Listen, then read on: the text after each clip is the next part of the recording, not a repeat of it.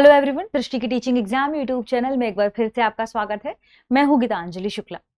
जैसा कि आप सभी जानते हैं, हम यहाँ DSSB यानी दिल्ली अधीनस्थ सेवा चयन बोर्ड, इसके ज्योग्राफी सिलेबस पे मेंशन वे इंपॉर्टेंट टॉपिक जो आपकी परीक्षा की तैयारी के लिहाज से इंपॉर्टेंट हो सकते हैं, उन टॉपिक्स पर हम यहाँ चर्चा कर रहे हैं। ठीक है, तो हमने इससे पहले कई इंपॉर्टेंट टॉपिक्स पर चर्चा की भी है, जैसे मौसम के बारे में, ऋतुओं में परिवर्तन के बारे में, मानक समय स्टैंडर्ड टाइम के बारे में, अक्षांशीय रेखाएं क्या होती हैं, देशांतरी रेखाएं क्या होती हैं, सौरमंडल के बारे में विस्तारित रूप से चर्चा की हमने, अर्थ मूवमेंट को पढ़ा, अंतर्जात बल देखे, बहिर्जात बल देखे, कौन कौन से बल हैं, कैसे अक्षय अपर्दन काम करता है, और इसी क्रम में हम आगे बढ़ते चले गए। ठीक है, तो आज हम किस खास टॉपिक पर चर्चा करेंगे।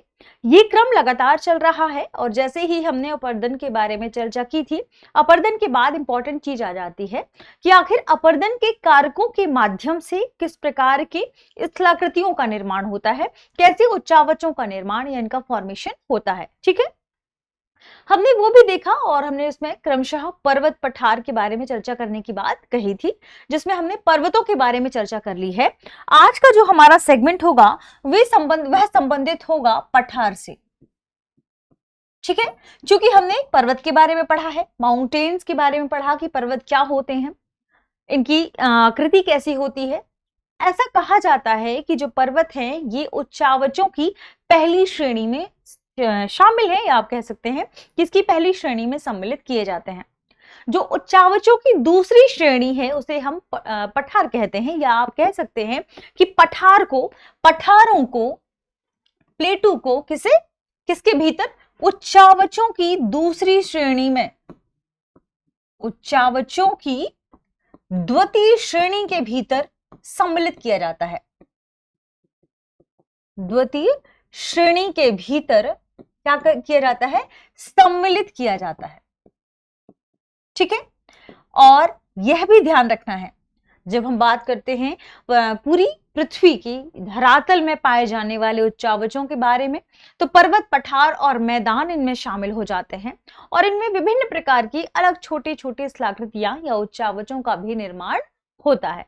ठीक है, जब हम बात करेंगे पर्वत के बारे में तो एक बहुत बड़ा एरिया कवर करता है, लेकिन यहां इंपॉर्टेंट क्या है कि हम आज पढ़ेंगे पठार यानी प्लेट्यू के बारे में। तो ध्यान रखिएगा कि हमारी पूरी भूमि में, या हम बात करेंगे पूरी पृथ्वी में ही, मान लीजिए ये पूरी पृथ्वी है और ये पृथ्वी की क्या है, सतह है। ठीक है, पृथ्वी की क्या है, सतह है, जिसे हम भू सतह कहते हैं या हम क्या कहते हैं, धरातल।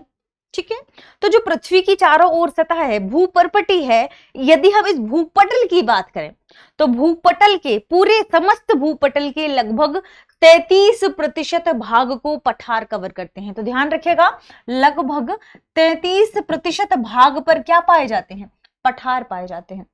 इस भूपटल में यदि पर्वत, पठार और मैदानों की हम बात करें, हिमानी वाले क्षेत्रों को अभी यहां मान लीजिए छोड़ देते हैं, हालांकि 1-2% आप पूरी अन्य चीजों को भी कवर कर सकते हैं, लेकिन इस पूरे समस्त भूपटल का लगभग 33% भाग क्या कवर करता है, पठार कवर करता है। ठीक है, 33% भागों में पठार पाए जाते हैं। ये अलग अलग प्रकार के होते हैं। आज के सेशन में हम मुख्य रूप से पठार के बारे में समझेंगे कि आखिर पठार या आप कह सकते हैं कि प्लेट्यू क्या है। ठीक है, इसे हम समझने की कोशिश करते हैं। पठार की डेफिनेशन देने के लिए आपको पर्वत पता होना चाहिए, क्योंकि पर्वतों से तुलना करके हम पठारों की डेफिनेशन को देखते हैं। पर्वतों के बारे में हमने पढ़ा था, हालांकि हमने पर्वतों के प्रकारों के बारे में भी चर्चा की है। पर्वतों के बारे में हमने क्या पढ़ा था कि अपने आसपास की भूमि से या समतल भूमि से ऊंचे उठे भूखंड को पर्वत कहते हैं, लेकिन कब, इसकी विशेषताएं होनी चाहिए इस ऊंचे उठे हुए भूखंड में। इसका आधार विस्तृत है और इसका शिखर क्या है, चोटी नुमा। इसका शिखर चोटी नुमा होता है, या आप एक शब्द लिख सकते हैं संकरा। संकरा शब्द, हम सकरा शब्द इस्तेमाल करते हैं। ठीक है, तो जब हम पर्वत की डेफिनेशन हमने पढ़ी थी तो हमने क्या देखा था कि अपने आसपास की समतल भूमि से ऊंचे उठे हुए भूखंड को जिसका आधार विस्तृत है तथा विस्तृत होता है तथा जिसका शिखर चोटी नुमा या सकरा होता है, उन्हें हम पर्वत कहते हैं। और पर्वत में एक खास विशेषता यह भी होती है कि उसकी जो ढाल होती है वह क्या होती है, तीव्र होती है। कैसी होती है, तीव्र, कुछ इस तरीके से, ये देखिए तीव्र ढाल है। मंद ढाल का मतलब कि जिसका ढाल कुछ यूं हो, ये बहुत अधिक ये ऊंचा कोण नहीं बना रहा है, या आप देखिए कोण इसका बहुत अच्छा, इसका एंगल नहीं है या अधिक नहीं है, ठीक है। तो इसलिए क्या कह दिया जाता है, इसकी ढाल क्या है, मंद है। या मान लीजिए कोई आपको आकृति कुछ इस तरीके से दिखती है, तो भी यहाँ ढाल क्या है, मंद है। लेकिन जब हम पर्वतों की बात करते हैं तो पर्वतों की ढाल क्या होती है, इसकी ढाल, पर्वत में ढाल क्या होगी, तीव्र होगी, ठीक है। तो ये हमने बात की थी किसके बारे में, पर्वतों के बारे में। अब पठार से जब हम तुलना करेंगे कि आखिर पठार क्या है, तो जहां आपने देखा कि पर्वत का शिखर चोटी नुमा है, वहीं ध्यान रखिएगा कि पठार का जो शिखर है वह चोटी नुमा नहीं होता है। आधार तो विस्तृत होता है, लेकिन पठार यानी वह स्थलाकृति, पठार के बारे में आपको डेफिनेशन यदि आपको लिखनी हो तो आपको क्या मतलब याद रखना होगा कि देखिए, पृथ्वी का या पृथ्वी के स्थलखंड का वह भाग जिसका एक हिस्सा या एक किनारा अपने आसपास या समतल भाग से क्या हो, उठा हुआ हो, ठीक है, और इसका शीर्ष मेज की तरह हो, मेज की तरह सपाट, और फिर इस तरीके से। तो ध्यान रखिएगा, इसमें कम से कम ध्यान क्या रखना है कि जो समतल क्षेत्र है, इस समतल क्षेत्र से या इस भूखंड में आपको क्या ध्यान रखना है कि पृथ्वी का वह स्थलखंड या पृथ्वी की वे स्थलखंड, क्योंकि हम पठारों के बारे में डेफिनेशन लिख रहे हैं या हम इसके बारे में चर्चा कर रहे हैं। एक तो पठार है नहीं, 33% हिस्सा कवर कर रहा है भूपटल का। तो समझिए कि पूरे वैश्विक मैप में जब हम महाद्वीपों में पढ़ेंगे तो हम उन्हें डिटेल से देखेंगे कि कहां कहां कौन कौन से पठार फेमस हैं, ठीक है। तो यानी भूपटल या पृथ्वी के हम उस स्थलखंड की बात कर रहे हैं जिसका कम से कम एक ढाल क्या है, जिसका कम से कम एक ढाल अपने समीपवर्ती स्थान से क्या है, ऊंचा है, ऊंचा है, और जिसका शीर्ष क्या है, मेज की तरह सपाट है। यानी पर्वतों में जहां शीर्ष क्या था, चोटी नुमा था, संकरा था, वहीं पठारों में आपको क्या ध्यान रखना है कि शीर्ष इसका क्या होगा, मेज की तरह सपाट होगा, वही पठार कहलाता है। शीर्ष मेज की तरह सपाट हो वही पठार कहलाता है। कम से कम एक तरफ क्या हो, एक हिस्से में अपनी समतल भूमि की तुलना में ढाल क्या होगी, ऊंची उठी हुई होगी। ढाल क्या होगी, एक ढाल कम से कम समीपवर्ती सतह से क्या होगी, ऊंची या खड़ी होगी। ध्यान रखिएगा, हो सकता है यहां पर सपाट होने के बाद यह ढाल कुछ इस तरीके से हो, ठीक है, लेकिन कम से कम आपको ध्यान रखना है कि जो ढाल है वह क्या होगी, ऊंची होगी। हो सकता है यहां पर ढाल कुछ इस तरीके से भी हो सकती है। तो यहां पर तो क्या है, ऊंची है, यहां पर भले क्या है, मेजनुमा या सपाट हो इसका शिखर, लेकिन यदि ऊंचाई पर है तो इसे क्या कह दिया जाएगा, समतल भूमि से ऊंचाई पर यदि स्लोप है एक, तो इसे हम पठार कहते हैं, ठीक है। और यदि हम पृथ्वी की बात करें, पूरी पृथ्वी की बात करते हैं, तो पूरी पृथ्वी में जहां, ध्यान रखिएगा, जहां हम बात करते हैं पूरी पृथ्वी में क्या क्या है, पर्वत हमने देखा, पठार है, और साथ में मैदान भी है, ये तीनों स्थलाकृतियां मौजूद है, ठीक है। तो जहां हम पाते हैं कि पठार की जो क्वांटिटी है, ध्यान क्या रखना है आपको कि जहां ऊंचाई की दृष्टि से क्या होगा, पर्वत सबसे ऊंचे होते हैं, जहां ऊंचाई की दृष्टि से पर्वत सबसे ऊंचे होते हैं, ध्यान रखिएगा, वहीं जब हम मैदान से तुलना करते हैं तो पठार मैदान से क्या होते हैं, ऊंचे होते हैं, क्योंकि मैदान क्या होते हैं, समतल होते हैं, ठीक है। यह आपको ध्यान रखना है। क्षेत्रीय विस्तार की दृष्टि से ध्यान रखिएगा, क्षेत्रीय विस्तार की दृष्टि से जो पठारों का क्रम है, क्या है, पठारों का क्रम, ध्यान रखिएगा, क्षेत्रीय विस्तार की दृष्टि से जो पठारों का स्थान है वह मैदान के बाद आता है, ठीक है। क्षेत्रीय विस्तार मतलब पूरे पृथ्वी में जो क्षेत्रीय विस्तार है, पर्वत, पठार और मैदान का, उसमें मैदानों का प्रतिशत ज्यादा है, मैदानों का प्रतिशत क्या है, ज्यादा है, किसकी तुलना में, पठार की तुलना में। इसलिए ध्यान रखिएगा कि क्षेत्रीय विस्तार, जहां ऊंचाई की दृष्टि से पठार कम है, छोटे हैं, वहीं आपको क्या ध्यान रखना है, मैदान ज्यादा है पठारों की तुलना में। ठीक है, तो ऊंचाई की दृष्टि से पर्वतों के बाद और क्षेत्रीय विस्तार की दृष्टि से मैदान के बाद पठारों का स्थान आता है। ऊंचाई की दृष्टि से पर्वतों के बाद बिल्कुल, क्योंकि पर्वत की ऊंचाई अधिक है। और यदि हम मैदान की बात करें, मैदान क्या है, समतल है, इसका क्षेत्र क्या है, विस्तारित है। क्षेत्रीय विस्तार की दृष्टि से पठारों का जो स्थान है वह मैदान के बाद आता है। ठीक है, ध्यान रखिएगा। ठीक है, अब इंपॉर्टेंट बात, मैदान के बाद पठारों का स्थान। अब यहां पठार इंपॉर्टेंट है किस लिहाज से कि ये कितने प्रकार के हो सकते हैं। पठारों की विशेषताओं के बारे में तो हमने लगभग देख ही लिया। ठीक है, पठारों की विशेषताओं में आपने क्या देखा कि पठार का एक हिस्सा कम से कम अपने आसपास की भूमि से या समतल भूमि से ऊंचा उठा होना चाहिए, समीप वाला स्थान। खास बात यह जो इसके किनारे हैं, क्या इसके किनारे हैं, ठीक है, ये ढाल क्या होगी, खड़ी होगी, बिल्कुल हमने देखा ऊंचा हिस्सा है। ठीक है, तभी ये पठार भी है, ये आपको ध्यान रखना है। शिखर की खास विशेषता हमने देखा, इसका जो शिखर है या शीर्ष है वह क्या होगा, सपाट होगा। ये भी हमने इसकी विशेषताओं में शामिल कर लिया, इसे हमने पढ़ भी लिया। ठीक है, ये इसकी खास विशेषताओं में आपको ध्यान रखना है। आधार, हमने एक और बात ध्यान रखिएगा, शीर्ष का सपाट होने के साथ साथ शीर्ष थोड़ा सा विस्तृत भी होता है, किसकी तुलना में, पर्वतों की तुलना में। ये ध्यान रखिए, पर्वत जहां शिखर क्या होगा, चोटी नुमा होगा, वहीं इसका शिखर थोड़ा क्या होगा, इसकी तुलना में विस्तृत भी होगा। ठीक है, इसके अलावा जब हमने देखा कि यहाँ शीर्ष क्या है, विस्तृत है, विस्तारित है, काफी यहाँ पर एरिया कवर कर रहा है, मान लीजिए पठार, तो यहाँ पर उच्चावचों की संख्या भी ज्यादा होगी, है ना। यहाँ पर उच्चावचों यानी अन्य स्थलाकृतियों की संख्या, आप कह सकते हैं उच्चावच, ऊंची नीची भूमि, इनकी संख्या भी यहाँ क्या होगी, अधिक होगी, ज्यादा होगी, किसकी तुलना में, पर्वत की तुलना में। पर्वत में यहाँ प्लेस ही कम है, तो यहाँ पर उच्चावच क्या होंगे, कम होंगे। लेकिन यहाँ पर विस्तृत है इसका जो शिखर, तो यहाँ पर क्या होगा, यहाँ उच्चावचों की संख्या पर्वतों की तुलना में अधिक होगी। ठीक है, इसके अलावा यहाँ छोटी छोटी पहाड़ियां भी पाई जा सकती हैं। ठीक है, ये खास विशेषताएं थी पठार के संदर्भ में। पठार के बारे में एक और बात ध्यान रखिएगा कि जो पठार है वे दो प्रकार के होते हैं।